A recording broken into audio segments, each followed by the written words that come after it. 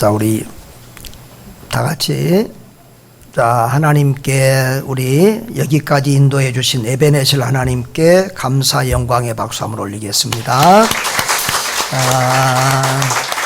자, 그리고 옆에 분들에게 수고하셨습니다. 고생하셨습니다. 한번 인사하시면 감사하겠습니다. 인류의 역사는 하나님께서 주장하시는 죄인 구원의 역사입니다. 구속사라고도 표현하죠. 이 죄인 구원의 역사, 구속사는 하나님의 교회를 중심으로 전개가 됩니다. 그러므로 주님께서 이 세상에서 가장 중요하게 보는 공동체는 교회입니다. 세상 사람들은, 불신자들은 뭐라고 교회를 조롱하고 비난해도 우리 하나님의 눈에는 교회가 가장 귀한 모임이라는 것입니다. 여러분, 교회에 대한 우리 주님의 사랑은 상상을 초월합니다. 본문에서 우리 주님이 당신의 교회를 얼마나 사랑하신지를 여실히 보여주십니다. 부패하고 타락한 그 성전의 마당을 뒤엎으셨습니다. 성전을 돈벌이 시장으로 만든 자들에게 분개하시며 내 아버지의 집으로 장사하는 집을 만들지 말라고 소리치셨습니다.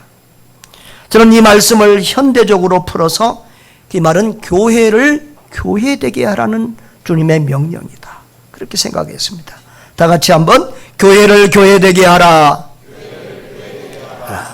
옆에 분들하고 교회를 교회되게 합시다. 이것이 우리의 사명이고 주님의 명령인 줄 믿습니다. 우리 주님이 예루살렘에 올라가셔서 이렇게 성전을 청결하게 하신 것이 오늘 본문의 핵심인데요. 자, 다른 복음과 요한복음은 조금 내용이 다른 부분이 많다고 그랬죠. 다른 복음서에 기록되지 않은 부분을 요한은 많이 기록을 했는데, 다른 세 복음서에서는 예수님이 이 성전을 뒤집고 청결하게 한 일이 예수님의 사역 말기에 돌아가시기 바로, 십자가 지시기 바로 전에 했던 일로 기록이 되어 있어요. 그런데 요한복음은 예수님의 사역 첫 시작, 지난주에 말씀드렸지만 아직 12제자가 다 선정되지도 않은 이런 단계에서 예수님이 성전 청결을 하셨음을 보여주고 있습니다. 그런데 그 말미에 한 성전 청결 운동과 너무 비슷한 면이 많아서 이게 같은 내용을 이렇게 기록한 게 아닌가 생각을 하는 분도 있겠지만 아니라는 거예요. 요한이 지금 1장에서 쭉 보면 그 이튿날에 그 다음날에 하면서 시간 순서를 따라서 계속 기록하고, 그리고 지난주에 보았던 그 가나의 혼인잔치의 포도주 기적도 예수님의 첫 번째 기적이라고 이렇게 시간 순서에 따라서 기록하고 있음을 우리가 봐야 되겠습니다. 오늘도 예수님이 그 기적 이후에 가버나움의 제자들과 함께 내려갔다가 여러 날 계시지 않았고 그 다음에 6월절에 올라가신 것으로 기록이 되어 있습니다. 그러니까 이 기록은 다른 제자들은 알지 못하지만 첫 제자 요한은 확실하게 뚜렷이 아는 기억으로서 예수님이 사역을 시작할 무렵에 성전 청결을 하시고 마지막에도 한 번 하셨다, 이렇게 두 번을 하셨다라고 보는 것이 좋습니다. 주님이 얼마나 교회를 사랑하셨으면 이렇게 두 번이나 시작에서 또 말미에서 하나님의 성전을 성전되게 하기 위하여, 하나님의 교회를 교회되게 하기 위하여 몸부림치고 이렇게 계신 것을 볼 수 있습니다. 주님은 그렇게 교회를 사랑하고 교회에 대한 관심이 많습니다. 주님은 당신의 교회가 변질되고 타락하는 것을 너무 마음 아프게 보시고 교회를 교회되게 하라, 교회를 교회되게 하라고 그렇게 우리에게 요청하고 계신 것입니다. 우리 타락한 성전의 실상을 예수님이 보았습니다. 예루살렘에 올라가셨습니다. 자, 이 6월절에 예수님이 올라가셨다 그랬어요. 이 6월절은 유대인에게 있어서 가장 큰 명절 절기입니다. 우리는 추석이 가장 큰 명절이죠. 유대인들에게는 이 6월절이 가장 큰 명절인데, 6월절은 이스라엘 백성들이 애굽에서 종살이 할 때 하나님이 그들을 애굽에서 구출해 낸 그 날이 바로 6월절이에요. 그날은 예수님을 상징하는 어린 양이 피 흘리고 죽고 그 피를 문설주에 바른 집마다 구원을 받았어요. 바로 그 어린 양 예수로 말미암아 이스라엘 백성들이 구원을 받았다. 그 사실을 감사하면서 하나님의 은혜로 구원받은 그날을 감사하면서 계속해서 6월절을 지켜옵니다. 또 하나님께서 6월절을 반드시 대대로 지킬 것을 굳게 또 명령하기도 하셨습니다. 자, 그래서 이 예수님 당시에도 이스라엘 백성들은 6월절을 지켰습니다. 또 디아스포라 유대인들, 외국에 흩어져 있는 디아스포라 유대인들, 또 헬라인이나 다른 민족에게서 또 유대교로 이렇게 와서 여호와 하나님을 믿는 이런 사람들까지도 이 예루살렘에 모이는 때가 6월절. 그래서 예루살렘에 사는 평소의 인구보다 몇 배나 더 많은 인구가 예루살렘에 북적거릴 때가 이 6월절입니다. 누가복음 2장에 보면은 예수님도 부모님을 따라 어렸을 때부터 계속 6월절에는 예루살렘에 올라갔다고 이렇게 기록이 되어 있습니다. 그런데 이 예수님이 그 성전에 올라가서 정말 그 하나님의 성전이 얼마나 타락했는지를 보시고 가슴 아파하시면서 이 성전 총결 운동을 하시는 것이 오늘 본문의 핵심 내용인데요. 자, 여러분, 교회는 언제부터 생겼을까요? 자, 2장 14절을 우리 한번 볼까요? 2장 14절 다 같이 시작. 성전 안에서 소와 양과 비둘기 파는 사람들과 돈 바꾸는 사람들이 앉아 있는 것을 보시고 그랬어요. 아니, 왜 교회 안에 소와 양과 비둘기 파는 사람, 돈 바꾸는 사람들이 있을까요? 우리가 한번 교회의 역사적인 흐름을 쭉 한번 정리해 보겠습니다. 하나님의 구속사에서 교회가 핵심 기관, 중심 기관이라고 했죠. 하나님은 교회를 통해서 잃어버린 영혼들을 구원한다. 당신의 택한 백성들을 구원하는 것입니다. 그러면 교회는 언제부터 생겼을까요? 자, 가정이 먼저 생겼을까요? 교회가 먼저 생겼을까요? 저는 교회가 먼저 생겼다고 봅니다. 교회는 하나님과 사람과의 관계입니다. 하나님께서 아담을 창조했을 때, 그리고 그 아담과 소통할 때 거기서 하나님의 교회가 시작이 된 것입니다. 자, 그런데 그 아담에서부터 그 족장 시대, 아브라함, 이삭, 야곱, 이 족장 시대까지는 예배당이 예배 초소가 없었습니다. 그냥 제단에서 양이나 짐승을 잡아서 제사 드리는 그런 형태였습니다. 그런데 이 출애굽 때에 하나님께서 성막을 지어서 거기서 하나님 앞에 제사 지내도록 했습니다. 그래서 그 성막 제사 시대가 솔로몬이 성전을 지을 때까지 계속됩니다. 자, 그 성막, 천막은 옮겨 다니는 예배당이었는데 이제 예루살렘 성전에 예배당을 지으면서 솔로몬 시대 때부터 이제 고정된 성전 시대가 됩니다. 그런데 그 성전은 아름답고 반듯하게 잘 지어놨지만 이스라엘 백성들은 자주 우상을 숭배했습니다. 하나님의 경고에도 수없는 인내에도 그들은 계속해서 범죄하여 결국은 북이스라엘이 망하고 남유다도 망하게 됩니다. 그리고 그 예루살렘, 그 아름답고 화려한 그 당시에 참 그 중동에서 최고 가는 건물인 그 아름다운 건물이 다 불에 타고 또 무너지게 됩니다. 그리고 이스라엘 백성들은 다 끌려가서 바벨론에 가서 살게 되는데, 바벨론에 가서 하나님을 예배하고자 해도 성전이 없잖아요. 그래서 그들이 회당이라는 곳에 모이게 됩니다. 바로 회당이 오늘 이 신약 교회 형태의 모습, 이런 데 모여서 이렇게 말씀 중심의 예배를 드리는 거예요. 그러니까 그 성전에서는 양을 잡아서 제사 중심의 예배를 드렸다고 그러면은 이제 회당에서부터는 말씀 중심의 예배를 드리게 됩니다. 자, 그런데 그들이 바벨론 포로에서 다시 돌아왔어요. 일부지만 다시 그들이 귀환해서 돌아왔어요. 그들이 와서 한 것이 성전을 재건하는 일이었습니다. 그래서 그 두 번째 성전을 수룹바벨 성전, 첫 번째 성전은 솔로몬 성전이라고 하고, 두 번째 성전은 이제 그 종교 지도, 정치 지도자 이름을 따라서 수룹바벨 성전이라고 그렇게 불렸습니다. 자, 예수님 때는 그 수룹바벨 성전이 있는 때예요. 그런데 어떤 사람들은 그 2차 성전을 3차 성전이라고도 하고 헤롯 성전이라고도 해요. 왜냐하면 예수님 당시에 있던 그 헤롯 대왕이 이두메인으로, 이 사람은 이제 야곱의, 아브라함, 이삭, 야곱의 후손이 아니라 에서의 후손이에요. 그런데 자기가 하나님을 잘 믿는 것처럼 그렇게 해야 유대인들이 자기를 따르고 이렇게 정치적인 힘이 강하려니까 믿음이 좋은 것처럼 아주 성전을 가꾸는 일에 오랫동안 힘을 씁니다. 본문에 보면 46년 동안이나 지었다고 할 만큼 그렇게 예배당을, 성전을 아름답게 가꾸었어요. 그래서 어떤 이들은 이것을 헤롯 성전, 3차 성전이라고 하기도 합니다.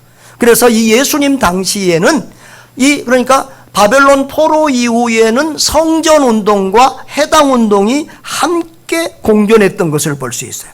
그래서 예수님도 회당에 가서 예배드리고 말씀도 전하고, 또 사도 바울이 이런 사람들 선교할 때도 유대인들이 가는 곳마다 회당이 있어서 그곳에서 복음을 전파했던 것도 볼 수 있습니다. 자, 그런데 이 절기 때는 예루살렘 성전에를 꼭 올라가는 것이 전통입니다. 자, 그런데 그 예루살렘 성전이 완전히 타락해 있다는 거예요.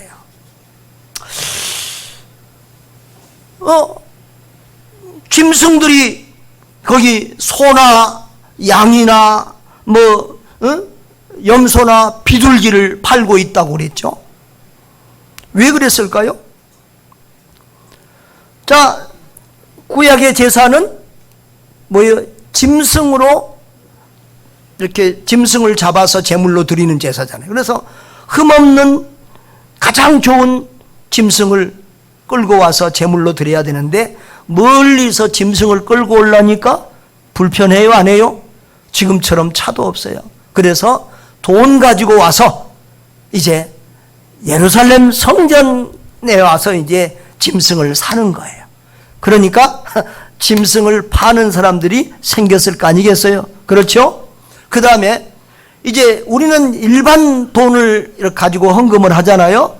그런데 그 당시 이스라엘은 일반 돈은 이건 더러운 돈이고, 또 그 황제나 이런 사람들의 얼굴이 새겨져 있으니까 이건 우상이라고 그래서 이 성전에서 헌금 드릴 수 있는 돈을 따로 만들었습니다. 그래서 이제 돈을 바꿔서 이렇게 드리는 거예요. 그러다 보니까 이제 돈 바꾸는 사람까지 거기에 있게 되고, 이제 그 성전 건물이 있으면 그 뜰이 있어요. 유대인의 뜰, 여인의 뜰, 그 다음에 제일 마지막에 이제 이방인의 뜰이 있는데, 아마 그 이방인의 뜰 정도에서 이렇게 이제 짐승을 팔고 돈 바꾸는 이런 사람들이 많이 있었을 거예요. 그런데 이제 서로 거기서 완전히 그 돈 버는 자리 아니에요? 그러니까 서로 좋은 목을 차지하려고 아웅다웅 할 거고, 또 돈을 더 많이 또 먹여서 이렇게 내서 그 좋은 자리를 차지하고 아마 이 시장 바닥을 방불했어요. 예수님은 마가복음 11장에서는 강도의 소굴이 되었다고 했어요. 여기는 이렇게 여기서는 뭐라고 그래서요? 장사하는 집이라고 했는데 마치 시장터 같이 되고, 서로 돈을 많이 벌고 서로 싸우고 하는 이런 강도의 소굴같이 되었다는 것입니다. 그것을 보시고 예수님께서 채찍을 휘두르시고 상을 다 둘러 엎으셨어요.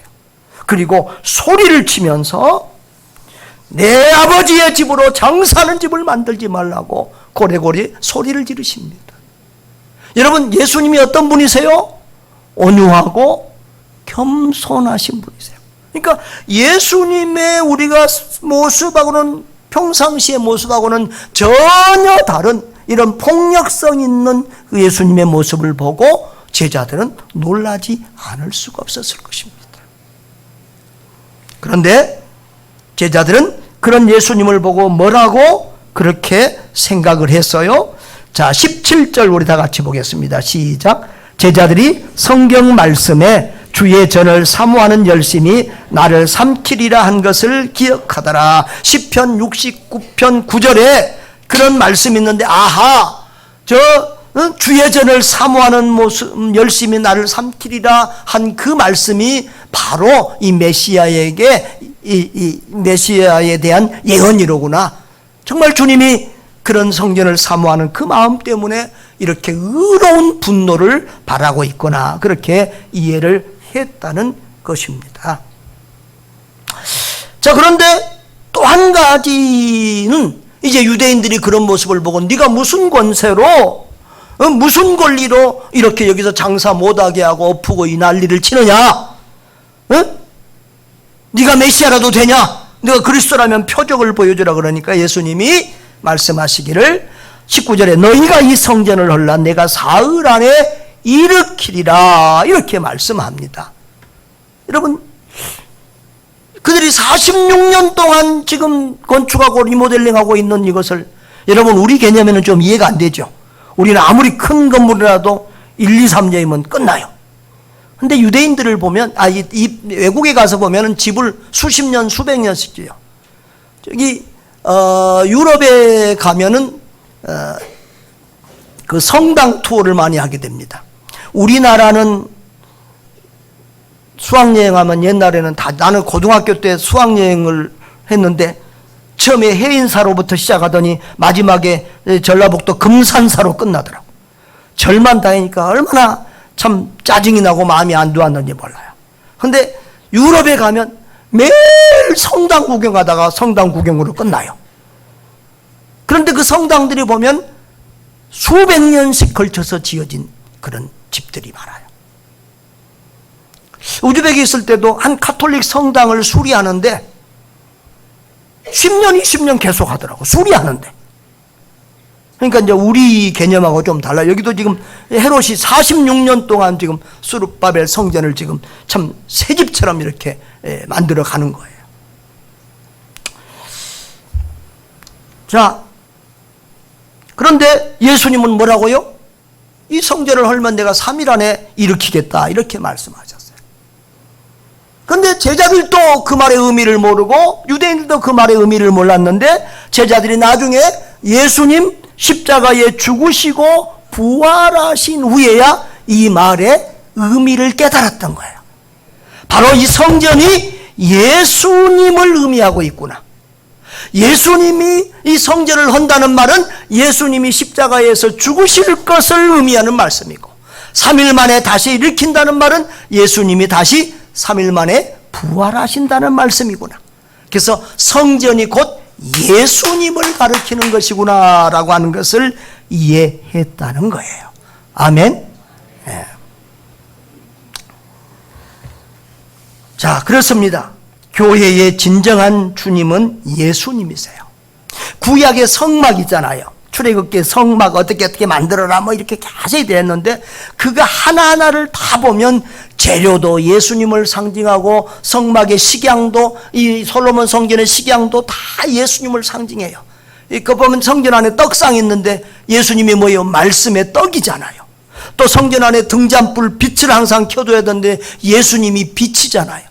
그리고 드려지는 제물, 양, 염소, 소, 비둘기 이런 게 다 예수님을 상징하는 제물이잖아요. 그러니까 성전의 성막의 모든 것에 예수님을 상징하고 예수님이 그 성전의 본질이요 주인이시라는 거예요. 할렐루야. 그러니까 성전에서 예수님을 만나지 못한 사람은 성전 마당만 밟고 다니는 헛된 신앙하는 사람이죠. 교회 와서 예수님 만나지 못한 사람은 신앙생활 헛거하고 있는 거죠. 여러분, 마태복음 16장 18절에서 예수님은 내 교회를 세운다고 그랬어요. 예수님 내 교회를 세우고 그 교회에 천국 열쇠를 주셨다고 그렇게 말씀하고 있어요. 사도 바울은 교회를 어떻게 해석을 하고 이해를 시켰냐 그러면 사람의 몸에 빗대어서 설명을 해요. 골로새서 1장 18절에 보면 그는 몸인 교회의 머리시라. 그러니까 우리가 몸이고 교회가 몸인데 예수님이 교회의 머리라는 거예요. 그러니까 우리 예배당에 위에 십자가 있는 것처럼 우리가 예수님 몸이라고 하면 예수님은 우리의 머리다. 또 에베소서 1장 22절에도 그리스도께서 교회의 머리됨과 같으니 그가 바로 몸의 구주시니라라고 했어요. 그러니까 예수님이 교회의 머리라는 말은 주인이라는 말이요, 주관자라는 말이에요. 예수님이 교회의 주인이요 주관자이심을 믿으시기를 바랍니다. 그러니까 우리가 교회에서 주인 노릇하는 것은 예수님의 자리를 우리가 빼앗는 악한 짓이 되는 거죠. 자, 이런 예수님의 성전에 대한 교회에 대한 말씀들을 제가 쉽게 한번 정리해서 5가지로 교회가 뭐냐, 교회 본질이 뭐냐, 도대체 교회가 뭐냐, 여러분이 쉽게 이해할 수 있도록 한번 정리를 해보겠습니다. 자, 조금 전에 말씀한 것처럼 교회의 본질은 예수 그리스도입니다. 성막이나 성전이나 다 상징하는 것이 그리스도였어요. 그러니까 교회가 예수님을 보여주지 못하고 예수님을 전하지 않고 예수님을 믿고 따르게 하지 않는다면 그것은 교회가 아니에요. 건물도 크고 아름답고 모든 것이 풍성하고 넘칠지라도 예수 없는 교회는 교회가 아닙니다. 아멘. 교회는 예수로 풍성하고 예수로 넘치고 예수님이 중심이 되어야 될 줄 믿습니다. 그 다음에 교회의 주인은 사람이 아니라 예수 그리스도라. 주님은 교회를 내 교회라고 해서요, 디모데전서 3장 15절에서도 교회를 살아계신 하나님의 교회요 진리의 기둥과 터라고 했습니다. 여러분, 목사나 장로나 누구나 교회의 성도요 종이지 주인이 될 수 없습니다. 여러분, 목사는 성도예요 아니에요? 목사는 성도요 아니요? 대답이 시원찮아요. 엊그저께 어떤 후배 목사님이 자기 교회에서 목사가 성도입니까 아닙니까 물었더니 성도가 아니라는 사람들이 있더래요. 그래서 나도 우리 교회 성도들에게 한번 물어봐야 되겠다 생각을 했는데 대답들이 시원찮아요. 여러분, 모든 믿는 자는 성도예요. 저는 우리 손양원 목사님, 순교자 손양원 목사님 무덤에 가서 보고 참 은혜를 받았어요. 성도 손양원 목사, 그 사모님 앞에도 성도 아목의 사모. 여러분, 우리는 모두 하나님의 교회의 성도라는 사실을 기억하시기를 바랍니다.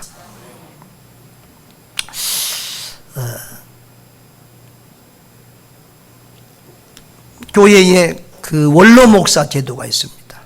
근데 요즘에 이제 원로 목사님들하고 후임자하고 조금 불편함이 있으니까 자꾸 한국교회 분위기가 원로 목사는 교회를 떠나야 된다 이런 분위기가 좀 이렇게 있어지는 것 같아요.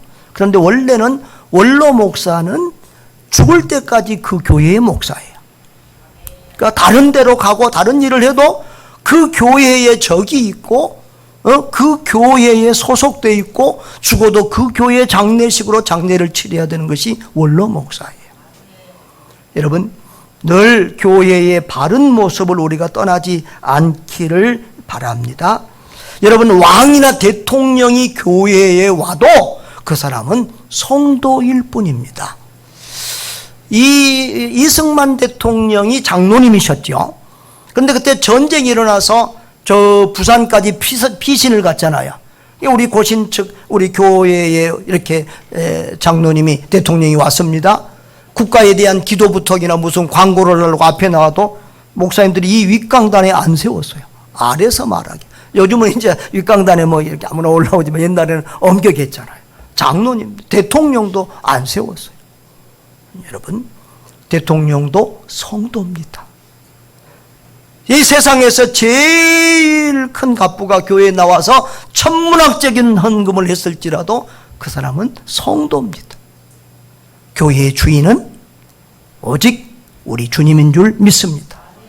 또 개척교회는 또 뭐 오래된 성도가 또 주인 노릇하기도 하고, 또 뭐 자기 집안이 또 많이 나와서 교회의 주축을 이루면 또 그 사람들이 주인 역할을 하는데, 그런 교회는 건강하지 못한 교회요. 정말 그런 교회를 목회하는 목사들은 참 죽음을 통과해야 됩니다. 교회의 주인은 오직 예수님이라야 됩니다. 따라합시다. 선교중앙교회의 주인은 오직 예수님입니다.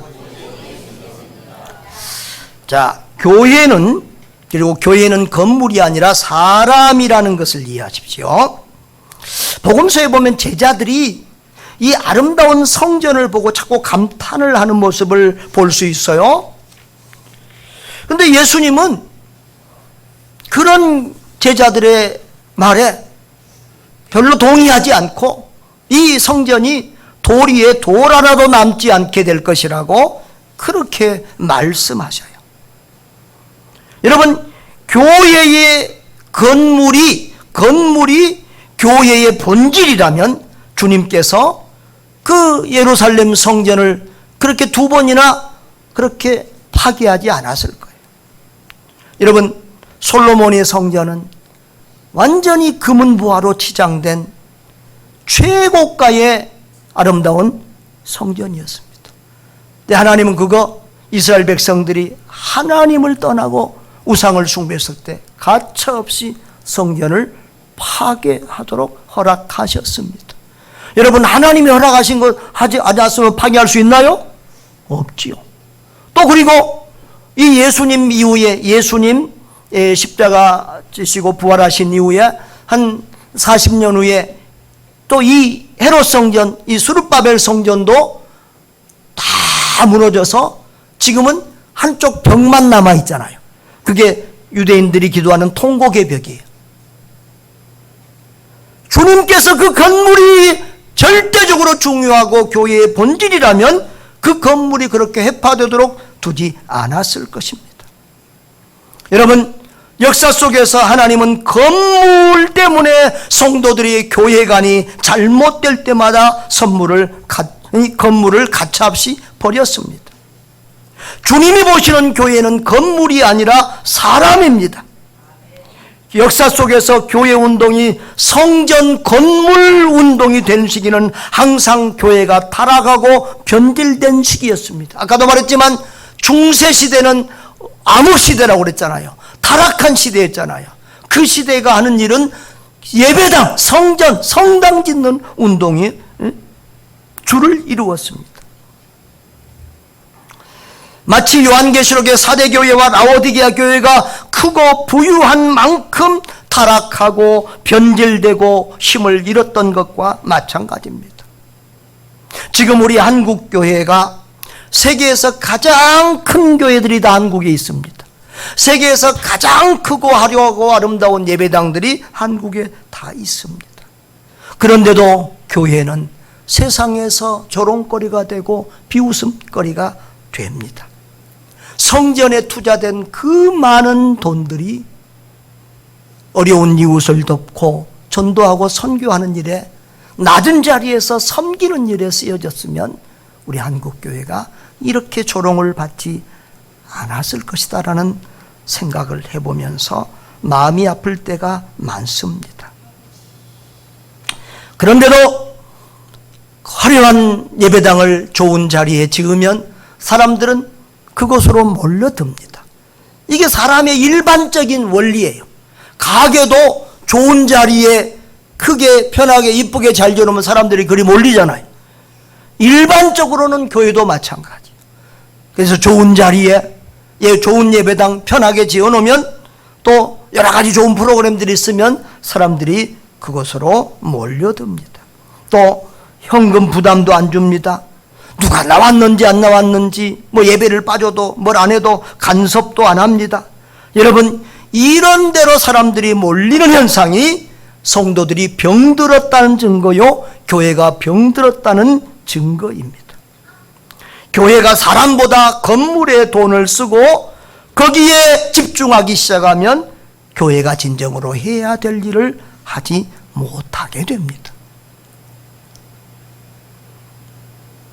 어떤 교회들은 예배당을 짓고 나면 죽을 때까지, 그 목사 은퇴할 때까지 빚 갚다가 아무 일도 못하는 것이 태반입니다. 여러분, 우리는 늘 교회가 할 일을 하고 여력이 있을 때, 또 꼭 예배당이 필요할 때 그 예배당 문제를 해결해야 될 줄 믿습니다. 예배당이 앉을 곳이 없고 또 도저히 너무 낡아서 어쩔 수 없을 때 예배당을 지으면 돼요. 저는 우리 교회가 대교회가 아니라, 건물 중심의 교회가 아니라 정말 하나님이 기뻐하시는 교회의 본질을 붙들고 가는 영혼 구원에 힘쓰는 교회가 되기를 바라요. 그래서 저는 제가 보는 관점에서는 대교회는 건강하지 않아요. 목사가 성도들의 얼굴과 이름을 알 정도가 되면 딱 좋다 생각을 해요. 그래서 출석교인 한 500명 정도, 한 300명 정도가 보통 이제 가장 건강하다고 목회하기가 좋다고 그러는데, 300에서 500명, 500명, 그 300에서 500명 그때 넘어지면 그때는 한 몇십 명씩 떼줘서 교회를 분립하는 그런 운동을 계속해서 우리 교회가 출석교인 500명이 넘지 않도록 저는 그렇게 유지하는 것이 좋다 생각합니다. 목사님 꿈도 야무집니다. 요즘 교회도 부흥이 안 되는 시대에 뭔 그런 소리 하십니까? 안 그렇습니다, 여러분. 세상 말에 속지 마십시오. 살아있는 것은 잘하게 되어 있습니다.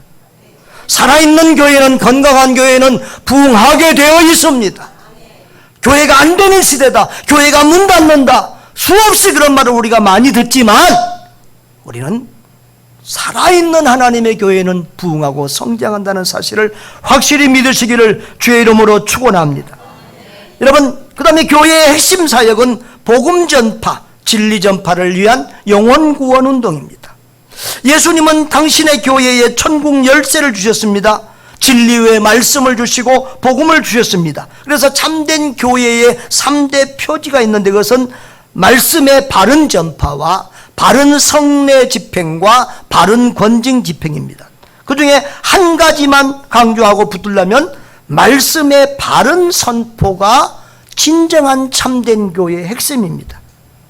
말씀이 바르게 전파되면 다른 모든 것들도 그 말씀에 따라서 바르게 세워져 갈 것이기 때문입니다. 여러분, 말씀이 교회를 바르고 건강한 교회로 세우는 줄 믿습니다. 여러분, 살아있는 교회는 진리의 말씀, 능력의 말씀으로 음부의 권세, 사단의 권세를 이기고 승리하게 되는 줄 믿습니다. 천국 문을 열고 닫는 권세를 교회에 주셨다고 그러는데, 교회가 이 복음을 전파할 때 많은 사람들이 예수님 믿고 열린 천국 문으로 들어가게 되는 줄 믿습니다. 그러나 교회가 복음을 전하지 않으면 구원받은 사람들이 없으니까 천국 문이 닫히는 거예요. 우리는 주님으로부터 천국 열쇠를 부여받았습니다. 그래서 민족 복음화, 세계 복음화의 사명을 잘 감당해야 될 줄 믿습니다. 예루살렘과 유대와 사마리아 땅끝까지 복음을 전하여 수많은 사람들이 천국을 향하여 침노하도록 그 사명을 감당하는 우리 교회가 될 수 있기를 바랍니다. 마지막으로 교회가 뭐냐? 교회는 움직이는 생물, 유기체라는 사실을 여러분이 기억하시기를 바랍니다. 우리가 교회를 건물이라고 생각하면 이건 죽어 있는 거예요. 교회는 건물이 아니라 사람이에요. 우리가 교회예요. 그럼 우리는 생명체잖아요. 생명체는 움직이고 변하는 거예요. 그래서 건강치 않았던 사람이 건강하게 되기도 하고, 건강했던 사람이 건강하지 않게 되는 것 같이 교회도 마찬가지예요. 우리 교회도 어려운 과정을 겪었지만 건강한 교회로 거듭나고 자라가고 있잖아요. 또 근데 초대교회를 보면 그렇게 건강했던 예루살렘 교회, 안디옥 교회, 이런 교회들이 무너지고 있는 것을 볼 수 있습니다. 그러므로 우리는 섰다고 생각하면 넘어집니다. 늘 깨어 있어야 합니다. 말씀과 기도와 선교로 늘 깨어 있어야 합니다. 따라합시다. 말씀과 기도와 영혼 사랑하는 마음으로 깨어 있읍시다. 그래서 주님을 사랑하고 교회를 사랑하는 마음, 다 영혼을 사랑하는 마음으로 깨어 있어서 주님 다시 오시는 날까지 우리가 건강한 교회를 유지할 수 있도록 그렇게 깨어 있어야 될 줄 믿습니다.